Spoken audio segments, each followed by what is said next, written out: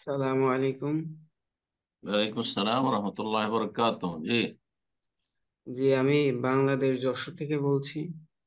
বলেন। আমার প্রশ্নটা হচ্ছে ফরজ গোসল নাকে পানি দেওয়া সম্পর্কে। হুম। আমার আমার নাকে সমস্যার কারণে আমি নিঃশ্বাসের সাথে পানি টেনে নরম স্থান পর্যন্ত পৌঁছানো আমার পক্ষে সম্ভব হয় না। এই জন্য হুম, আমি হুম, ডান হুম। হাত দিয়ে পানি দেওয়ার চেষ্টা করি আর বাম হাত দিয়ে পরিষ্কার করি। তাই এটা কি আমার জন্য যথেষ্ট হবে? আর একই বিষয়ের উপর আমার আর একটা কোশ্চেন আছে, অনুমতি দিলে করতে চাই। নাক নাকে পানি দেওয়া সুন্নাতে জি। মুআক্কাদা না ফরজ, এতে ইখতিলাফ রয়েছে, কিন্তু এই ক্ষেত্রে সতর্কতা হচ্ছে যে নাকে পানি দেবেন। কারণ নবী সাল্লাল্লাহু আলাইহি ওয়াসাল্লাম তাগিদ করেন, ওয়াল বালিগ ফিল ইসতিনশাক ইল্লা আন তাকুনা সাইমান।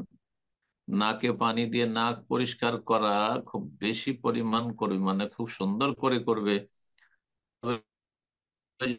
যদি রোজা অবস্থায় থাকো তখন সতর্কতা অবলম্বন করবে। এইরকমই আপনার অসুস্থতা রয়েছে, আপনি ভিতরে আর বেশি পানি টানতে পারেন না, কোনো জোরে নয় যে আপনার পানি টেনে সর্দি লেগে যেতে হবে না। নাকে যতটা মোটামুটি ছিদ্র আছে আপনি স্বাভাবিক পানি দিলেন, ডান হাতে পানি দিলেন, বাম হাতে পরিষ্কার করলেন, যেটা বললেন, যথেষ্ট ইনশাআল্লাহ। যথেষ্ট। এক কথায় নাকের ছিদ্রের ভিতরে পানি গেছে, আর তারপরে সেটা পরিষ্কার করে ফেলেছেন, এটা যথেষ্ট আছে। একবার সিঁ করে টান দিতে হবে না, না কোনো প্রয়োজন নেই। জি। জি, আমার দ্বিতীয় কোশ্চেনটা হচ্ছে, রোজা অবস্থায় আমরা কুলি ও নাকে পানি। হ্যাঁ, দেবেন দেবেন। নাকে পানি দাও, কোলে দাও, এটা হাদিস তো বলে দিলাম।